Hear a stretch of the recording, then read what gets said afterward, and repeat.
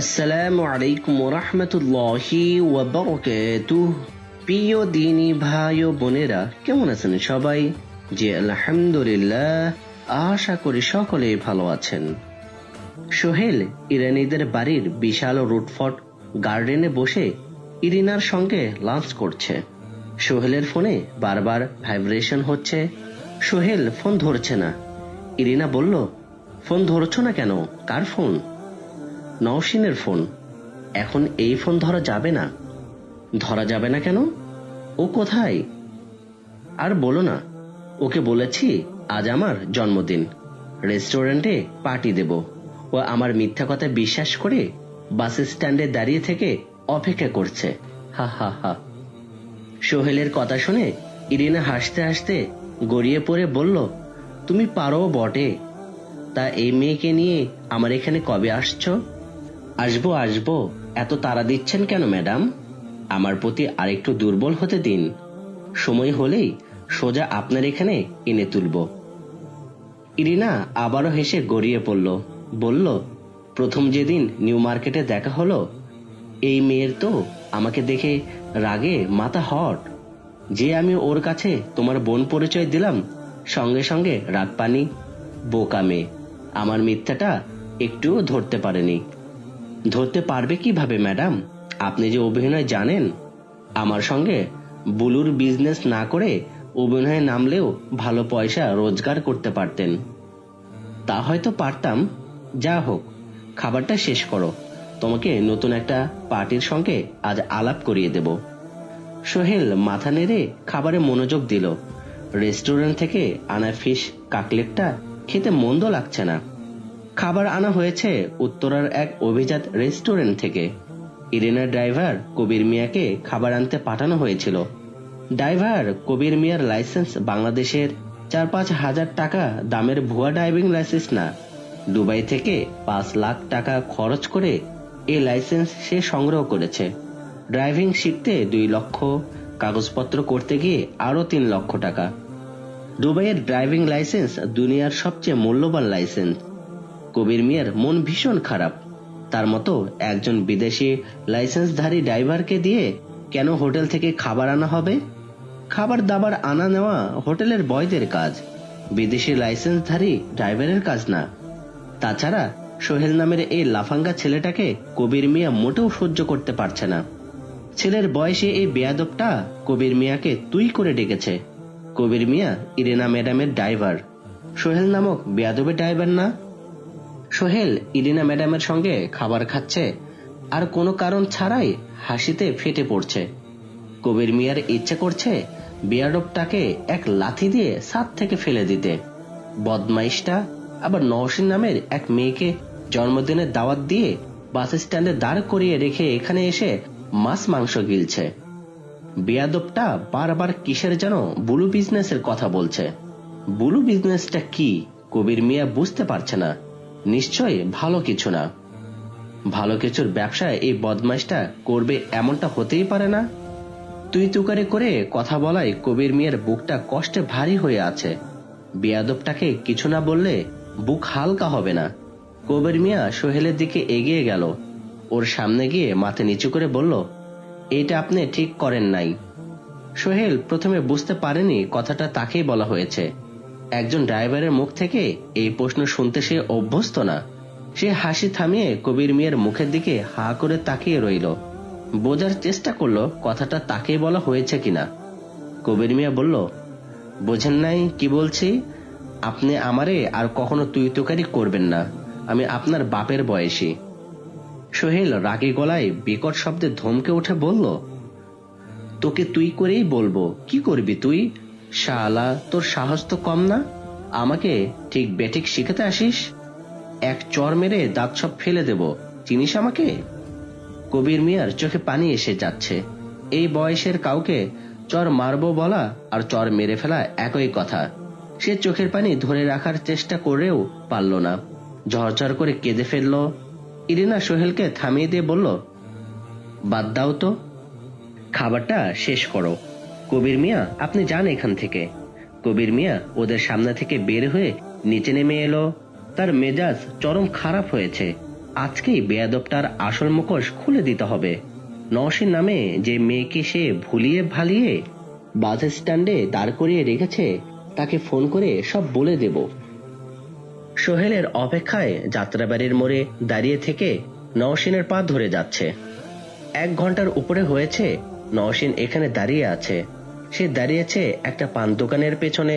পান দোকানদার একটা বজ্জাতের হাড্ডি। সে একটু পর পর পিচ করে পানের পিক ফেলে ঘাড় ঘুরিয়ে নওশীনের দিকে তাকাচ্ছে আর দাঁত বের করে হাসছে। রাগে নওশীনের পিত্তি জ্বলে যাওয়ার মতো অবস্থা। ইচ্ছে করছে পান দোকানদারের গালে ঠাস করে একটা চর বসিয়ে দিতে, কিন্তু সেটা সম্ভব হবে না। এই অচেনা অচেনা জায়গায় কোন ধরনের সিন ক্রিয়েটের মধ্যে যাওয়াটা ঝামেলার হবে। বাস স্ট্যান্ড হচ্ছে বাজে লোকদের জায়গা। নওশীনের ভয় ভয় লাগছে। একজন মহিলা যাত্রী থাকলে ভালো হতো। নওশীন আশেপাশে দৃষ্টি ঘোরালো। খানিকটা দূরে একজন মহিলা যাত্রী দাঁড়িয়ে আছেন, সঙ্গে 7-8 বছরের একটা ছেলে, সম্ভবত মহিলারই ছেলে। ছেলেটা মনোযোগ দিয়ে যাত্রাবাড়ি ফ্লাইওভারে দেখছে। ফ্লাইওভারের একটা বাংলা নাম আছে, উড়াল সেতু।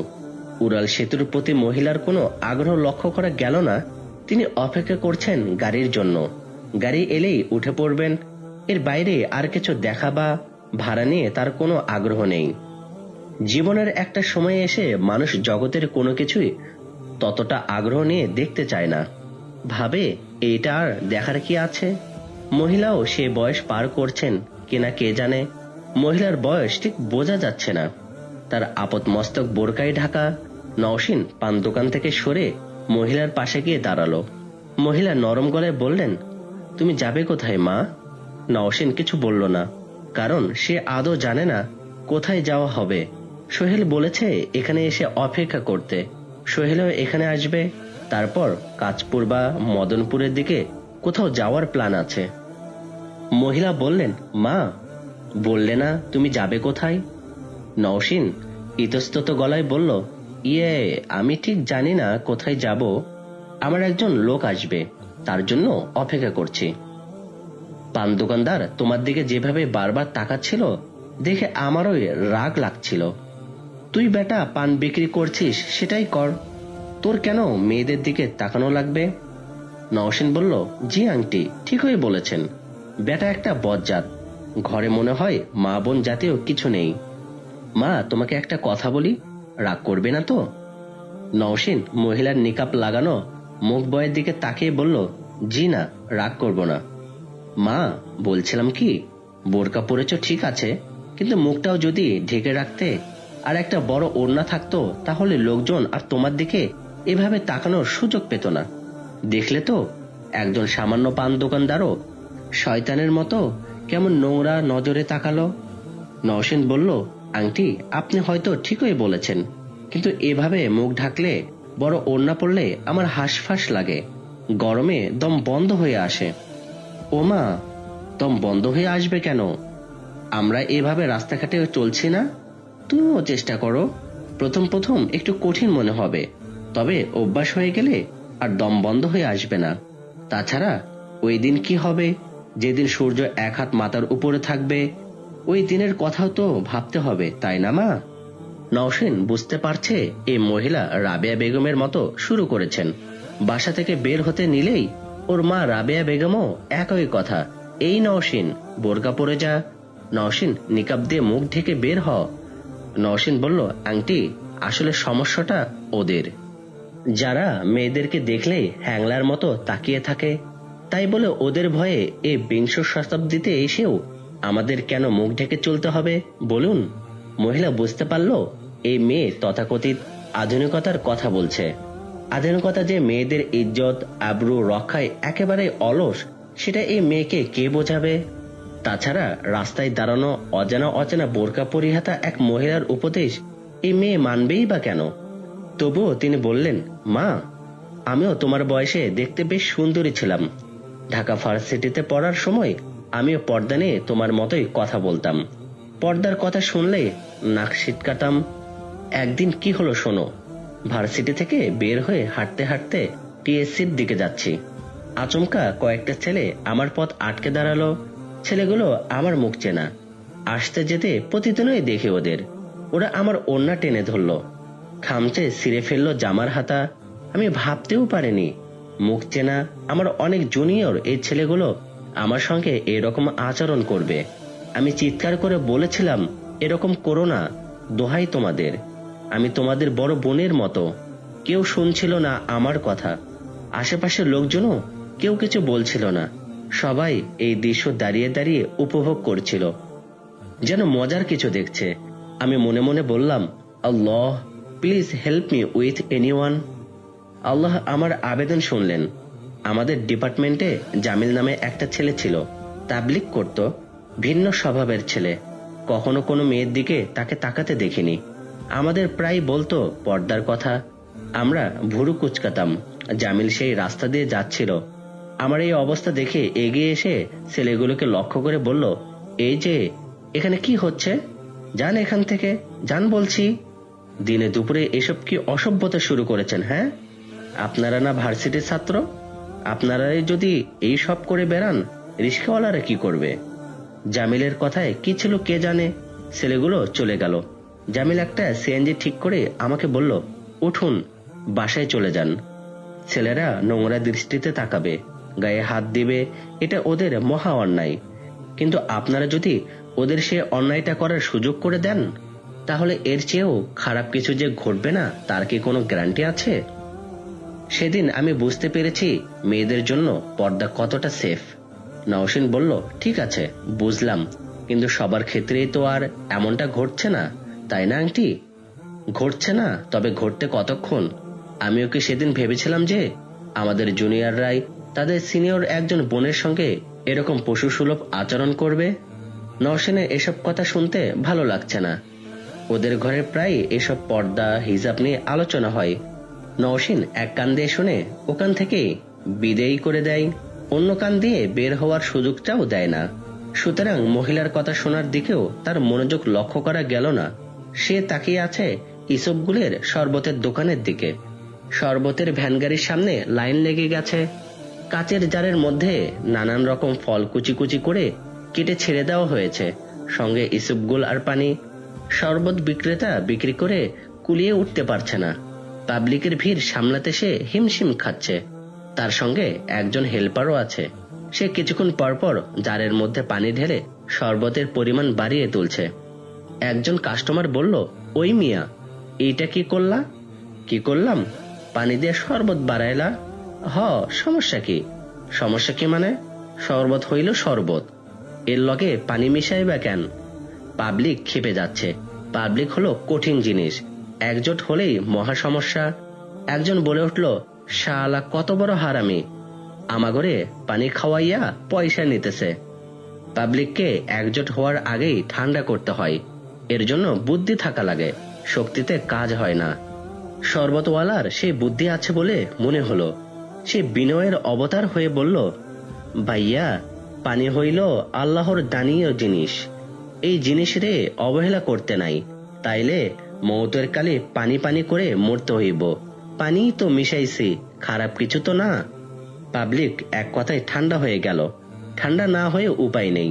যাত্রাবাড়ি হচ্ছে ব্যস্ততম এলাকায়। এই জায়গায় দীর্ঘ সময় নিয়ে ঝগড়া করার মতো সময় কারো হাতেই নেই। মহিলার বাস এসে গিয়েছে। তিনি সঙ্গের ছেলেটাকে তাড়া দিলেন। নওশিনকে বললেন, মা আসি, কিছু মনে করো না, কথাগুলো মনে রেখো, আমি একটা বালিকা স্কুলে হেডমাস্টার।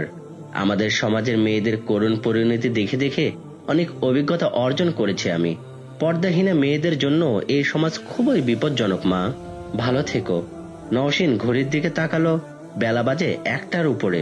সোহেলের আসার নাম গন্ধই নেই। আজকে সোহেলের জন্মদিন। মদনপুরের দিকে একটা রেস্টুরেন্টে ওদের যাবার কথা, ওখানে নাকি জন্মদিন উদযাপন হবে।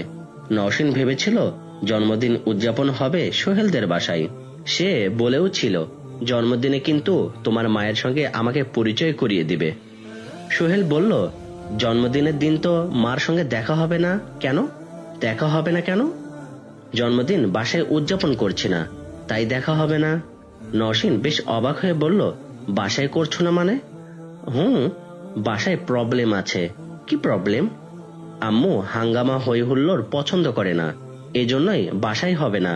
তাহলে কোথায় করছো? কেন, কোনো রেস্টুরেন্টে হলে কি তোমার কোনো সমস্যা আছে? তুমি এভাবে কেন কথা বলছো? তুমি জানো না সমস্যা হবে কিনা? সমস্যা হলে হবে, এছাড়া আর কোনো উপায় নেই। নওশীন বেশ চিন্তিত হয়ে পড়ল। রেস্টুরেন্টে অনেক লোকজনের আনাগোনা থাকে, কে কখন দেখে ফেলে তার ঠিক নেই। একটা ছেলের সাথে ওকে পরিচিত কেউ দেখে ফেললে কেলেঙ্কারি হয়ে যাবে। নওশীন বলল, ঠিক আছে, তাহলে দূরের কোনো রেস্টুরেন্টে করতে হবে। সোহেল যেন এই কথার অপেক্ষাতেই ছিল। সে যেন মনে মনে হিসেব করেই রেখেছিল নওশীন এমনটাই বলবে। সত্যি দূরে কোথাও যাবে না, গিয়ে তো কোনো উপায় দেখছে না। তোমার জন্মদিন না যাই কি করে? নওশীন প্রায় 2 ঘন্টা যাবৎ বাস স্ট্যান্ডে দাঁড়িয়ে আছে। সোহেলের আসার নামগন্ধ নেই। এই পর্যন্ত 4 বার ফোন করা হয়েছে। ফোন করলেই বলছে আর 10 মিনিট। 2 ঘন্টা পেরিয়ে গেলেও তার 10 মিনিট আর শেষ হচ্ছে না। কিছুক্ষণ পরপর বাস আসছে। হেল্পাররা যাত্রী ওঠানোর জন্য হইচই করছে। ধুলাবালি, বাসের হর্নের আওয়াজ আর হেল্পারদের হইচই নওশীনের মাথা ধরে গেছে। তার অসহ্য চোখ জ্বালা করছে। সোহেলের কথাই ওকে যাত্রাবাড়ির মতো এই ব্যস্ততম রাস্তায় দাঁড়িয়ে দাঁড়িয়ে মাথা ধরা সহ্য করতে হচ্ছে।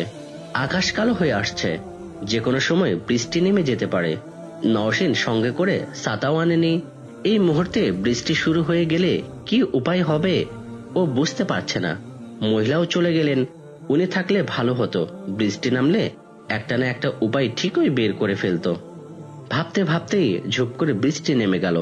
বৃষ্টির নামার প্রায় সঙ্গে সঙ্গেই ভ্যানিটি ব্যাগে থাকা নওশীনের ফোন বেজে উঠল। নওশীন তাড়াহুড়াতে স্ক্রিনের দিকে না তাকিয়েই ফোন রিসিভ করে বলল, সোহেল, এটা কি ঠিক হলো? এতক্ষণে তোমার ফোন করার সময় হলো? তুমি জানো আমি কতবার তোমার মোবাইলে কল দিয়েছি, কাজটা একটুকু ঠিক করনি। কোথায় তুমি? কবির মিয়া বলল, আফা, আমি সোহেল না, আমি কবির হোসেন, ইরেনা ম্যাডামের ড্রাইভার কবির হোসেন। আপনার সঙ্গে চিট করা হয়েছে আপা। কবির মিয়া পুরো ঘটনা খুলে বলল। কিছু কথা নওশীনের কানে ঢুকছে, কিছু ঢুকছে না। কি শুনছে ও এইসব? নওশীন স্তব্ধ হয়ে বৃষ্টির মধ্যে দাঁড়িয়ে রইল। ওর মনে হচ্ছে শরীরটা স্ট্যাচু অব লিবার্টির মতো হয়ে গিয়েছে। সেই স্ট্যাচুর গায়ে অবিরত বৃষ্টি ঝরছে। সোহেল এমনটা করবে নওশীন ভাবতেই পারছে না। ওর বুক ফেটে কান্না আসছে।